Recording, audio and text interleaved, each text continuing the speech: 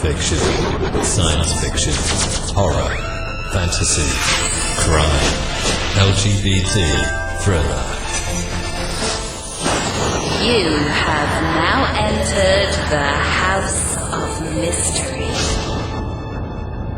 with your hosts, Eric Shapiro, David North Martino,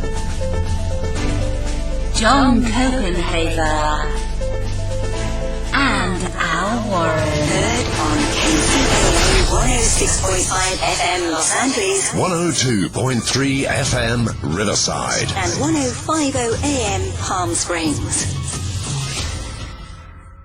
We're back now, and joining us today is the one and only filmmaker John Borowski. How you doing, John?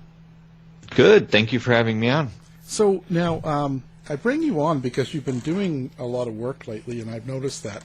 And you've got a fundraiser going because you're making a new film. And tell us a little bit about the film and what you're trying to accomplish with it.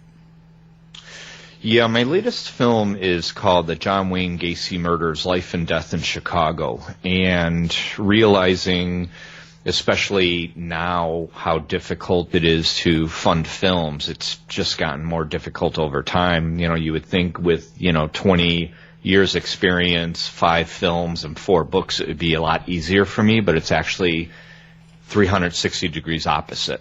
It's even more difficult as ever to actually find money for these projects. Nearly impossible. I can't even get $10,000 to make the Gacy movie. That's how difficult it is. And my budgets usually range for these minimum $25,000 to $50,000.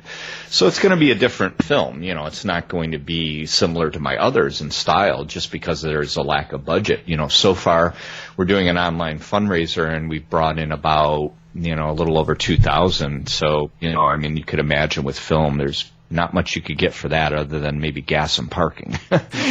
So it depends on what city too. That's true. Yeah, that's true. Oh, yeah, and of course in Chicago, you're talking 30 to 50 an hour for parking. But I knew I was up against these issues because I had kind of seen it going in that direction as far as funding goes, and these online fundraisers, they're ubiquitous, kind of like, all the arts now. Anyone could make a, film, a book, a radio show, a podcast, and get it out there, so it's oversaturated, so it doesn't matter. Recently I learned that Elvira was refused for her own show on Amazon and Netflix. Now, if Elvira, who's a classic icon, can't even get her own show, we're all in the same boat, as artists. Unless you're DiCaprio and Brad Pitt, we are all in the same boat. I am in the same boat as all these other celebrities and artists out there. In that, we'd kind of been cast aside, thrown away, and, they want to make room for the new blood, but that's what's going on. So I decided, okay, Gacy's a local story. I could do it locally, and, that's what I decided to do. And it's been great so far. We've had about 5 or 6 interviews. Everyone's been very positive in, reacting to the film and coming on board to be interviewed. Local CBS reporter Walter Jacobson, who actually interviewed and met Gacy, Gacy's last defense attorney, Karen Conti. We interviewed several Chicago gay history experts. We interviewed Gacy's Waterloo prosecutor, Dave Dutton. And there are more coming on board, more interviews within this month and next month. So that's been going really well. Are you also looking for actors to volunteer for, scenes while you're doing this? Well, you know what? When I began this film, I tried to do it kind of opposite of what I usually do. Usually I do all the interviews first, film all the interviews, and then I kind of build the story around that. And I thought, well, this time I'm going to do it opposite. I'm going to actually write the script and then kind of fill in the interviews with that. But you can't really do that. It's an organic process. You can't put words in people's mouths, and you never know what the interviewers are going to say. So your script is kind of thrown out the window. Right. So, and then I did begin writing it with reenactments in mind, but there's, the other problem, what if the budget doesn't come in for that? So I'm kind of setting myself up for failure in that sense, because the reenactments are pretty much part of the largest cost of the production of these documentaries, that and travel. If I have to travel anywhere to interview somebody, there's their plane fare and the hotel and car and all that. And that's why I'm saving money doing Gacy locally. But, with this, I don't know. I'd love to do some reenactments, but they might be minor to none for this one. But we'll see how it goes. I have a completion date of August 1st of next year. So anything could happen within that time. But, so far, I've been working on this for at least 2 or 3 months, and it looks like that's how it's going to be, kind of more or less like not my last film, but my film on serial killer culture, where it's interviews with people. So the film is about Gacy, but it might be more about the culture and the people that were involved with him, like the attorneys and the art collectors and, all of those other people. So it might be, mini stories that make up the entire film. Right. And John Wayne Gacy was also a narcissist, and then with that, and his name John Wayne, wasn't his father? Wasn't he one that wanted to have a powerful young male? But then he wasn't that way. Yeah, John Wayne Gacy's father was John Stanley Gacy, so he's actually John Gacy Jr. But they did name him, gave him the middle name of Wayne because, of course, John Wayne is the typical, American kind of, hero and, the cowboy that had these morals and values, not necessarily a sports star, but, kind of like a man's man in a sense. And, Gacy's mother said that if Gacy's father ever found out that he was gay, he would kill him. Oh. So you could imagine what kind of environment he grew up inside of that household, plus the time period growing up in the 1950s, probably one of the worst times ever in history to be gay in America. Right, right. Didn't he call him a fruit picker too? Or...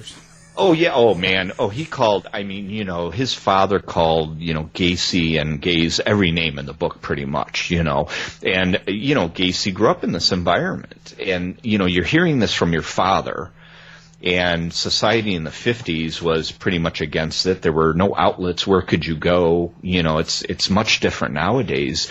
So it's really my theory that, his father and maybe even more so society created Gacy because he hated himself and he took out that self-hatred on his victims. He thought these were dirty, disgusting, homosexuals, but he was that himself, so he was a gay man who hated homosexuals. Now try and figure that out psychologically. Right. Yeah. Right. Pretty bizarre. So why do you think it's such a struggle now getting money for independent films? Like where's it going then? Like who's doing what? I wish I had an answer for that. I really don't have an answer. I have no idea. I think it's maybe change of guard at, some of these streaming services. When the shift took place from DVD to streaming, I made sure to get involved with Netflix, and they licensed pretty much all my films, and they licensed Holmes for a good 8 or 10 years every year. It did very well. There were points where it was the number one watched film in the entire Chicagoland area.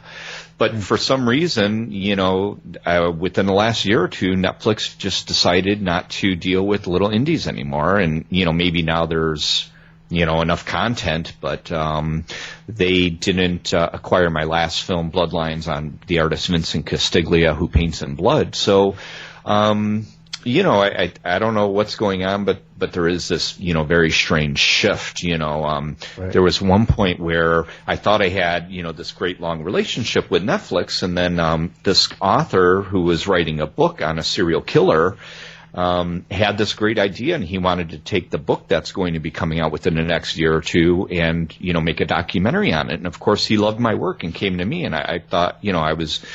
believe me, I was humbled by that. It was great. So then I contacted Netflix and I, tried to find out, okay, maybe this is such a great idea. They should acquire this. This is a show that everybody's going to want to see. There are a lot of great elements. The serial killer's still alive. There's heads involved. There's prostitutes. There's murders. There's a daughter who's, mother was murdered and her head might still be buried somewhere. This is a phenomenal story. So I go to Netflix and they responded. I tried to find out, okay, who's in charge of their original programming, to try and have them fund this project.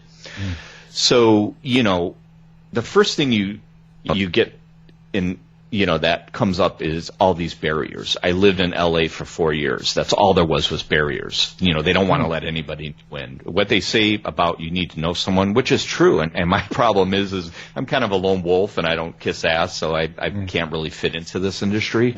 So, I reached out to Netflix, and their response to my asking them about who their contact was for original programming was find a good attorney or lawyer. That's what they told me. This company that I had an 8 to 10 year relationship with. So, basically that was them telling me, go screw yourself. So they're looking for big names now. They're getting into the big. They're kind of the leader of the pack right now for streaming. Well, yeah, I think they are, but, now there are these other companies. All these companies are trying to branch off. CBS and Disney, and they're all trying, pretty soon there's going to be hundreds of channels, and I don't know how people are going to afford all this stuff, at $20 a pop or whatever. But, and see, that's what I thought. I thought, okay, maybe it is a bigger name thing. And I make documentary films on serial killers. I'm pretty much known worldwide. And my last film, Bloodlines, I thought, well, this is going to be the big ticket. That's what everybody says. Well, your next one might be the big one. Your next one's going to be the one that's going to push you over the top. In Bloodlines, I had Margaret Cho in it, Greg Allman's last interview, the members of Slayer. I had, there were some high-profile people in this film, a lot of heavy metal artists that are well-known throughout the world. Netflix didn't even pick that up, and didn't even give me a rhyme or reason for it. And so I don't even know. Maybe it's not even the big. Again, who knows? So I realized that from this point forward, if I'm going to continue, I've got to basically do it on my own and with the help of my fans. When I do these fundraisers, I worry about sending out perks, but when I've talked to people, they said, we just want to help you. We don't even care about the perks. We just want to donate and we want to see your movies made. And that's great. And a lot of people have stepped up, and some people have sent me actual serial killer letters and autographs to resell to use for the funding of the film. So, it's not just financial. You could share the link. There are many ways to go about it, but, again, it's no matter what way, you're going about it, it's difficult. But for some reason, it's harder now for me than it was, 20 years ago. Is Amazon not any better? Amazon is great because what they do is they pretty much allow anyone to upload anything they want as long as it's closed captioned. So that's great, but initially when they started their program, it was great, and it still is. It's still an exceptional program, but they've lowered the rates, over the last couple of years. So, I'm not complaining. It's still a great program, but as far as any huge amounts of money, that's not going to happen. Right. So what kind of things are you looking to do in this film? Like, what would people get out of? What are they going to see when you show it to them? Yeah, this film, like I said, it's going to be more personal as of now. It could change drastically between now and August when it's released. Next August of 2020. But, they're going to see personal interviews. They're going to see location footage. So it's going to be a very Chicagocentric film because I figured, well, if I live in Chicago, I'm here every day. I could go out and film these sites, whereas some of these companies that come in from other, from LA or New York or from other places, they may have a limited time period where they have to get certain footage.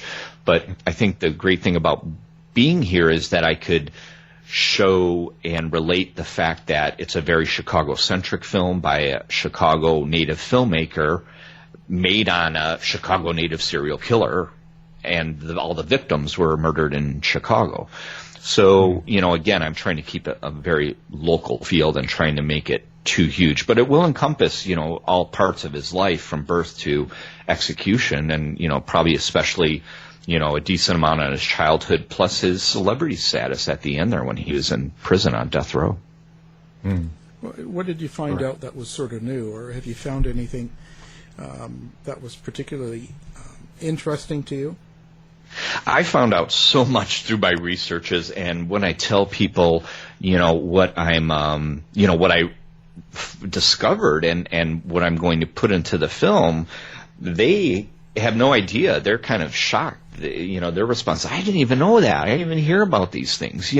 One of the, big things is that when Gacy was in Waterloo, Iowa, when he was in prison there in Anamosa for sodomizing a young man, he was supposed to serve 10 years. He got out in 18 months. Well, why? Because he was such a good guy. When he left, they were sorry to see him go. He was a head chef. He was part of their choir. He helped them. He was part of their chamber of commerce. He was such a nice guy that what he did was he knew that there was a miniature golf closing, and he made sure that all of these items could be transferred to the prison so they could rebuild that miniature golf course in the prison for the prisoners. And guess what? That miniature golf course is still there to this day. Thank God for John Gacy. So you see there's two sides of him. You could seriously look at the nice guy that dressed up as a clown and, performed for children in the hospital. That's during the day, but at night, of course, he was this evil guy who was, murdering these young men. So it's very, especially with his case, there's this extreme duality that, I'm sure everybody was shocked. Maybe not, some of his workers that, dug the trenches, but, I think there were a lot that were probably shocked. Almost everybody was shocked. And I don't know if they were shocked that, he murdered, 33 young men, or were they more shocked that he got one over on the entire city of Chicago? In 6 years, one man murdered 33 young men. Well, 32 before the Des Plaines one. And it's like, wow, how does that happen? Well, that charm of that Ted Bundy the same way. And that's why I was saying one of the commonalities is both those guys had that narcissistic personality disorder, and that like that charm and that brilliance. That They, and a lot of them do, and that's how they get by, doing these things. But Gacy is such a specific case because all these 28 bodies, well 27 and the one in the garage, were under his house, and it's like. He had them there. He brought them there. What about neighbors? What about police? What about friends? What about anybody? I mean, he really fooled everybody. He pulled the biggest con in the history of America, I believe. And he probably enjoyed that as well. Oh, of course, and that's the thing, the last quote in my film is going to be, I always wanted to be in the limelight, which that's what he said, and he got it. He was really the first celebrity serial killer. Obviously, there was a public interest in serial killers going all the way back to Jack the Ripper. But, and probably even before that. But, with the advent of mass media and newspapers and roving video cameras, it just burgeoned so much. And then Gacy, of course, took advantage of that, having the 900 number in his cell that people could call and talk to him. He had his own phone in his cell. He had the paintings. He had the business of the paintings. He wrote his own book. People wrote books on him. I mean, he was, it was huge. He was this huge celebrity serial killer, and people loved it. They'd visit him and write him. I have a whole book with letters from people all around the world that wrote Gacy, all around the world that wrote him, including Oprah, because she wanted him to be on her show. And just this interest, people love this stuff. And now we've gotten to a point when I go to conventions, it's kind of become more accepted in a pop culture as far as serial killers go, where, 10, 20 years ago, even then it was kind of like, yeah, that's just creepy. But now, it's like every time I do a convention as the months go by, especially with shows like Mindhunter and some of these other shows, people love it. The females, the largest demographic, they can't get enough of this stuff. Do you think Gacy was a split personality, like dual? Do you think he realized what he did as a person and that he was gay, even though he hated being gay? And do you know what I'm saying? Like, was it actually two different personalities that kind of had a conflict? No. Gacy knew exactly what he was doing, and I always wondered about that because ever since Gacy was a child, he would have these blackouts and seizures, and, reading up on him, some people, after a while I thought, well, he's faking these things because he experienced them under stressful conditions. But these medical things do happen. But by the time he got to Waterloo, Iowa, and was studied there, in their psychiatric institute, he was normal. As far as his brain function and health was, physiologically, there might have been some other strange issue in how he responded to stress, but I think, he was, as normal as you could get, seriously, as far as his mind. He knew what he was doing. He was in control of everything. He was a master manipulator and a con man, and I think, again, it was a time period that, I think when he began in the 70s, started saying he was bisexual, and he talked to, his last ex-wife and said, I'm going in that other direction. Well, who knows, what did he mean? Did he mean he was going fully gay or going fully evil, by killing all these kids? Who knows? But I think, he was coming more to terms with, his being gay, but at that point it didn't matter because it was God, there are all these bodies anyway. So no, I think he was fully in control of everything. He knew what he was doing, and and got off on that. I think for him, very similar to H.H. Holmes, it was the planning process. It was the wooing process. In the end, Gacy just called them bodies. Even when he, his attorney, Karen Conti, his last attorney, she said, but John, these are boys. Why are you just saying they're bodies? Because that's when certain serial killers are done with them, they're just material. Of course, you have someone like a Dahmer who's even more fascinated after their death, and he wants to play around with them and see their insides. But like Gacy and Holmes, they're done with it. They had their fun. It was the planning, the execution, and then once it's done, he would just throw them in a crawl space and bury them. What's interesting about people, exhibiting sociopathy or psychopathy, or like the sociopath versus the psychopath. One general way that they say it is sociopaths or psychopaths are kind of born, and sociopaths are made in a way, but they still have some kind of something in their childhood. Even the psychopaths, there was something happening in their childhood that with that. When the cognitive neuroscientists look at those guys, they see that extreme lack of remorse. And now they're connecting that, I think they call it the insula, where there is, they still have the ability to remorse, but they don't, but it's like a minimalized as that sexual desire just takes over, and it just completely takes over. It's just amazing. Yeah, and that's the thing. It turns into an addiction, and it depends on how far they go. Peter Kürten in Germany, he couldn't stop. He would beat women over the head and stab them and drink their blood and all these things. And he would ejaculate when he would see blood. And that's what it gets into. And who knows individually? I don't think Gacy. Last night I was reading this book, The Last Victim, by Jason Moss, who he committed suicide, but he was one of these young men that was writing to Gacy and these other serial killers, and he wrote a book called The Last Victim. And I thought it was very interesting when he said, he was trying to ask Gacy about the murders, and Gacy was like, yeah, I don't want to talk about them. They was done. I threw them down there, and it was all done. It was over with. And that's how he looked at them. He just looked at them as trash. He thought they were, these gay hustlers were trash, and he said, they deserved to get what they did. And but see, that ties into society's view of gays, especially at that period. And we're still going through it now, not as bad as it was then, but at least now, like I said, there are these outlets that, if he was around now, he may have been able to go to a gay and lesbian center. There are those outlets, but in the 1950s, between his family and society, all you heard was negativity, and he internalized all that.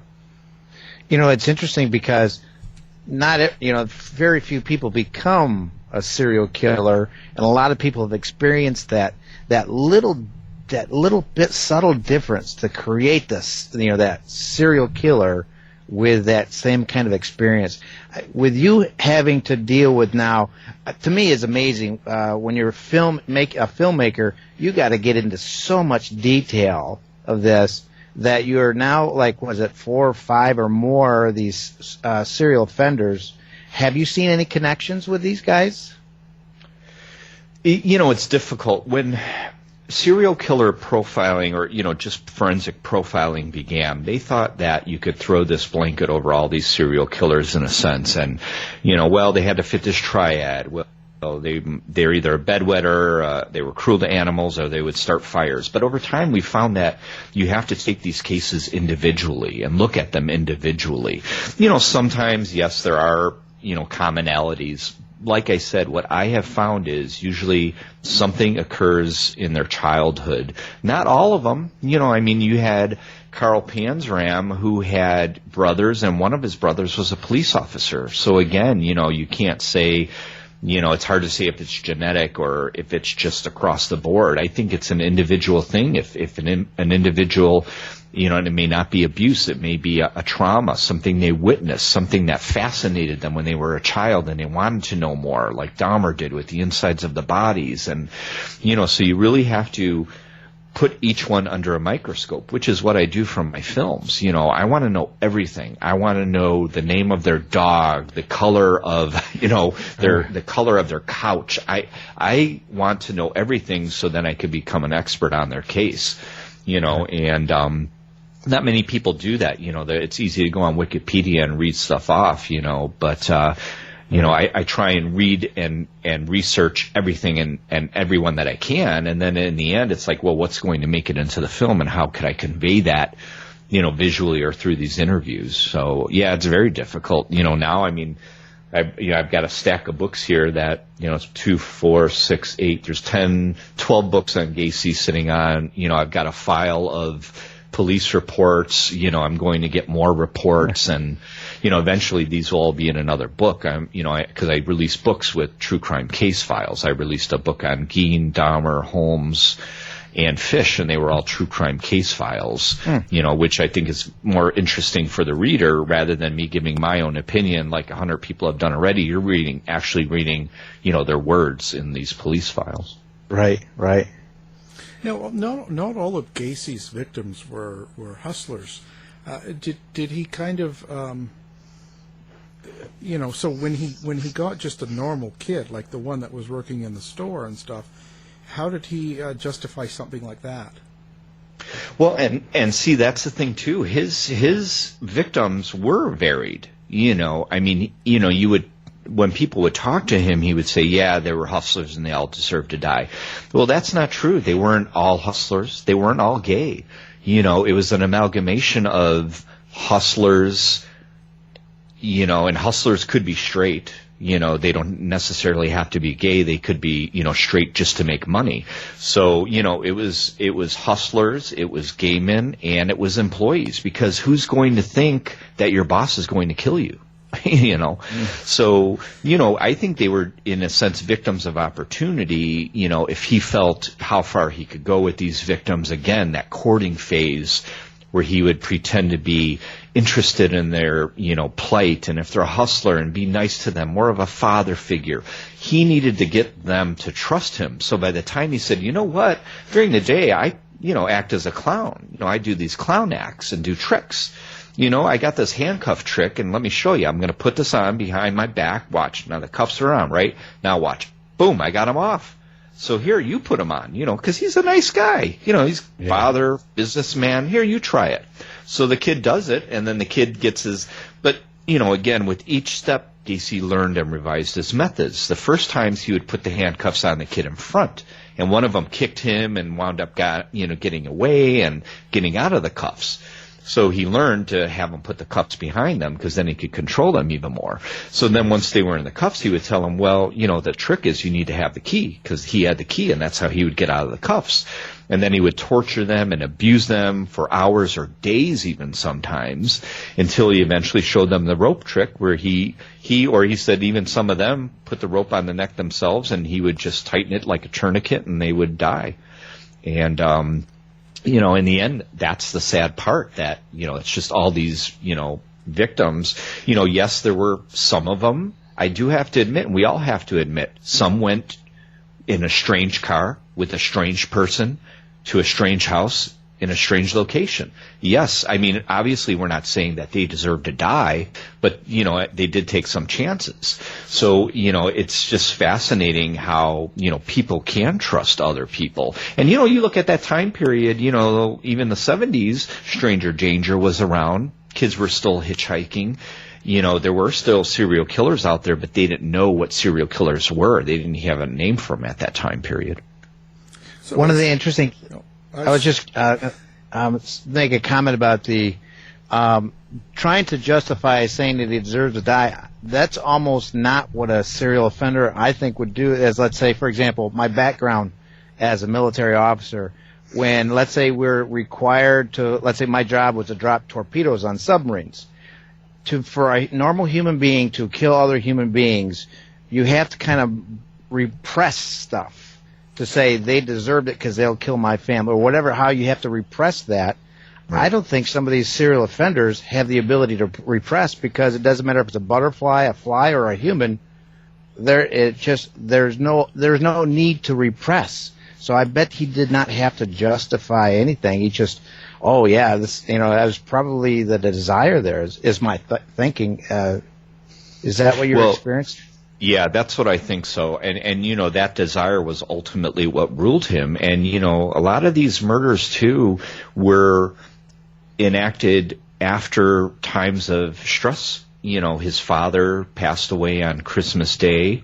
So every Christmas he was stressed out about that, and again, you can't use stress. You can't use his alcoholism or, his drug addiction, and again, he you can't blame it all on those things, because the last victim he picked up, witnesses said that he was coherent and didn't seem to be higher on anything. So again, there's always, I think as a society we want to look for answers and blame and all these things, but you're right, in the end they do what they want because they want to, and it's an addiction and a compulsion, and they enjoy it. He enjoyed torturing these young men. He would enjoy, dunking their heads into a bathtub full of water until they almost drowned and then reviving them. That's part of the game. And that's part of his MO, and that's, like I said, that's what he enjoyed. He enjoyed the courting process and the torturing process, because then once he had them handcuffed, he could do whatever they wanted. Then it's almost like a Dahmer situation, but it's a live subject, whereas Dahmer just wanted them dead so he could play with them. Gacy wanted them to be alive so he could dominate over them. So, I mean, in today's day, with all these dating apps and hookup apps and stuff, people are putting themselves in the same position, really. Yes, but I believe there are ways to trace, all these things, through these apps, because now, I think it was the book Killer Clown. At the end of it, they revised it recently, and they did say, who knows, nowadays with the advent of video cameras being everywhere and these apps and, things are more traceable now than they were back then. Look at the police force. I forget what my friend Steven, the author of Real Life Monsters, I interviewed him for the film, Steven Gianangelo, and, he even said that at that time period in the 70s, there was a term for it that, that they just couldn't keep track of all these victims and these missing persons. So, you have to look at it from all these angles. Again, it's easy to blame the police force for not, catching him earlier, but, you're talking about a big city. So again, that's why I want to do all the investigation for this film and not blame anyone particularly, but try and get all of, the sides of the story as well. Do you think the police were weak as compared to how they felt about the gay community and about a lot of the kids that ended up dead? Was that a factor as well? Well, I've heard in Chicago in the past that, especially I think in the 60s and early 70s, that, there was always a contentious relationship between the gays and the police, and I think, it came down, some, had said it, and again, I'm not an expert at this, but some had said that then Mayor Bilandic had issues because, he was trying to clean up parts of the city, for the elections that were coming. So, I found it interesting. Many things I've learned on this, doing this documentary. One of them was that in the early days when gay bars began in Chicago, they were owned by the mafia, because the city would continually come in and raid them. So when the mafia owned them, the mafia would just pay off the police so they wouldn't raid them. That was normal. So it's very interesting. The further you go, further back you go, people don't realize. They say, well, yeah, he was a bad guy and all this, but there were other events that were going on too, and again, I don't think there's anyone blame. I think the time period, society, all these things were just the perfect time period for him to get away with what he got away with. But I also think it's interesting in the end, when you do think about this, it took, this heterosexual white male from the suburbs to raise attention, because it's almost as if Gacy was speaking the truth that was on the minds of many people, that these hustlers in Chicago were just garbage. Why does it take, a heterosexual white male from Des Plaines to suddenly alert people that there's something going wrong here? After 32 are dead, it's like, that's kind of, Yeah. And what do you think about now Gacy's brain? Isn't that with Dr. Morrison? Yeah, Dr. Morrison has it, which is very interesting. I actually wanted to hold it in my hands, but, I interviewed Dr. Morrison for my show Serial Killer Culture TV, and we had arranged to meet at a law office, and I had set up the camera, and I'm waiting for her to come in, and she had a large bag on her shoulder, and she pulls out a large pickle jar with John Wayne Gacy's brain in it. And I said, wait, you were walking around the streets of Chicago with this brain in your bag? She's like, yeah. And I'm like, man, now every time I see a woman with a big bag, I'm like thinking, well, what's in that bag?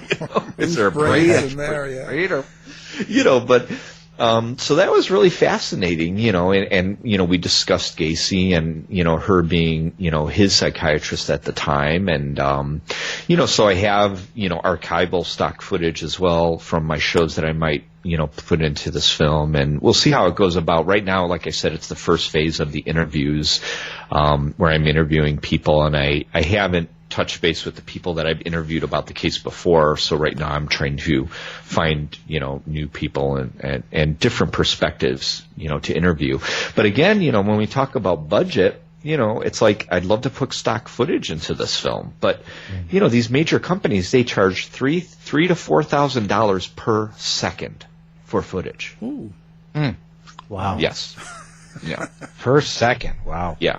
So now, how about your own films? I mean, for example, is there any connection, like when you did Albert Fisher or Carl Panzram, to make any connections? Could you use your own material for that? Yes, I do own all my material 100%. So, there are some interviews that I did for my TV show. I interviewed Gacy's, obviously, psychiatrist Helen Morrison, but I also interviewed his childhood friend, Barry Bichelli, who on camera would talk about, the abuses that he saw Gacy, go through enacted by his father, the berating, calling him dumb and stupid and beating him. And, some forensic psychologists believe that, even worse than the physical damage was the, psychological damage of being called dumb and stupid, and he could never do right and he could never do wrong. One situation that was told that, Gacy's father wanted to take him for an outing, because he couldn't play sports because he supposedly had a bad heart condition, but never really existed. I think his mother just wanted to baby him, and didn't want him to get hurt. But his father saw him as this, Nancy boy, you're gonna be a mama's boy, calling him all these names. So his dad said, well, let's go fishing. So they went to Wisconsin to go fishing, and it was pouring rain. So of course his father's blaming John for all that. It's your fault, if we wouldn't have come here, it wouldn't have been all this rain. Then the rain stops, so they finally start fishing. Then the fish aren't, there's no fish that are biting. So the father, once again, it's your fault. If you weren't so dumb and stupid, these fish would be biting. And, imagine continually hearing that every day, throughout your childhood. That had to have made an impact on Gacy. Right. Yeah. There's still got to be something else to it, right? Because there's plenty of people that get treated that way. Oh, yeah. Yeah, there are many factors, and that's why I'm putting Gacy under the microscope. But, how he was treated as a child, what experiences he went through. When he was a child, he had a lot of inappropriate sex, under the age of 7. When he was 2 years old, he was taken by a teenage neighbor to a field and fondled. And, when he was like 7, there would be a contractor friend that would kind of wrestle with him, and Gacy's head would always wind up in the guy's crotch. So, he had these strange sexual incidences when he was a children. Yeah, some kids go through these things, but it's all these, again, when you add up all these factors, I think, they kind of created him. But, to me, it was really the fact that, he had to hide who he really was. He couldn't come out, he couldn't say he was gay because of how society would have reacted. And I think, but, as you say, and we rationalize this, there are many people that lived like that at that time period and didn't murder people. So there are many factors. But I think seeing and hearing that violence when he was a kid, when he was 2 years old, his father beat his mother bloody, seeing that and experiencing that and all this abuse and this violence in the house, I think that made an impression on his brain too. There's so many factors. Right. And it's interesting about what you were talking about too is there a kind of a genetic connection? And one of the cognitive neuroscientists, he realized that his brain kind of acted very similar to some of the serial offenders he saw. Then he realized in his home family he had lots of violent offenders, and then so there was this kind of almost a possible connection with that. And I was thinking about with John Wayne Gacy, just think if, let's say, for example, that pathway they talk about with the amygdala to the insula, there is reduced already, that he has a inability to show remorse, and then experience all of that. You could see how that how it could go to a serial offender issue.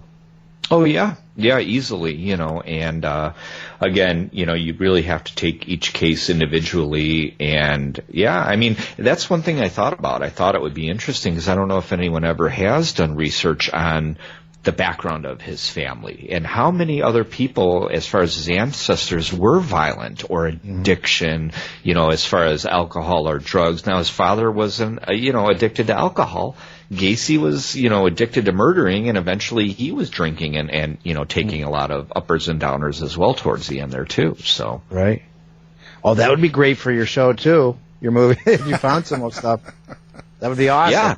Right. That's what I'd like to research. Again, we all, and that's what I, in my films, I usually portray the killer's life from birth to death, and I do all these reenactments. But, with Gacy, we know he murdered 33 victims. We know he buried them in the crawl space. We know he lived at 8213 Summerdale. There are a lot of these things we know, so I'm trying to find out some of these lesser things that people will be fascinated by and say, wow, I never even knew that. I mean, he had this whole mini golf course, moved to the prison in Iowa. That's wow. You would have never thought that. And I'm seeing a lot of these little things here and there that I've never heard before that are fascinating to me, and I think they'll be fascinating to others. But especially again, when I want to make sure that most of the people are people that either met him or worked for him or arrested him, or tailed him. I wanted to hear from their mouths themselves. Right. Yeah. Fascinating. Now, how do people donate if they want to donate to your film, or they want to be a part of supporting you in some way? What's the best way they go about doing this? Yeah, the best way is I have a GoFundMe, and it's very simple. It's just it's www.gofundme.com/Borowski Films, and that's the fundraiser. And there's a bunch of perks. Right now we have limited edition autographed and signed and numbered prints of Pogo the Clown done by UK artist Sam Hain. And as I go along, we have these other perks. Plus, just by donating to the film, you receive a credit in the film. So, and there are different tier levels. And it'd be anywhere from a contributor to associate producer to an executive producer. So again, there are some physical perks, but it's more about funding the film, getting the film made, and then, seeing your name on the screen. So. Wow. Now, what is your website for people if they want to come check out some of your work? Yeah, my website is johnborowski.com, just my whole name, John, Borowski, just my name. And I've got pages all over Facebook. I have, my page, fan page, and then pages for my films and books as well. So, with social media, it's kind of like it's all out there. And, if people want to see my stuff, all of my films are on Amazon Prime. That's the best way. If you just type my name in on Amazon, all my films will come up. They're documentaries, short films, and the books are on Amazon as well. So Amazon right now is kind of like the hub of, all my work. Fascinating. Well, John, again, thank you very much for coming on the show and all of your work. And please, anybody that wants to support indie filmmakers, put your 2 cents in. Great. Thanks for having me on. Thank you. Thank you. To find out more about our show, guests, or to listen to past shows from our archive, please go to www.houseofmysteryradio.com. Show's over for now. Was it as good for you as it was for me? Well, good night. This has been a production of Something Weird Media. I'll be back.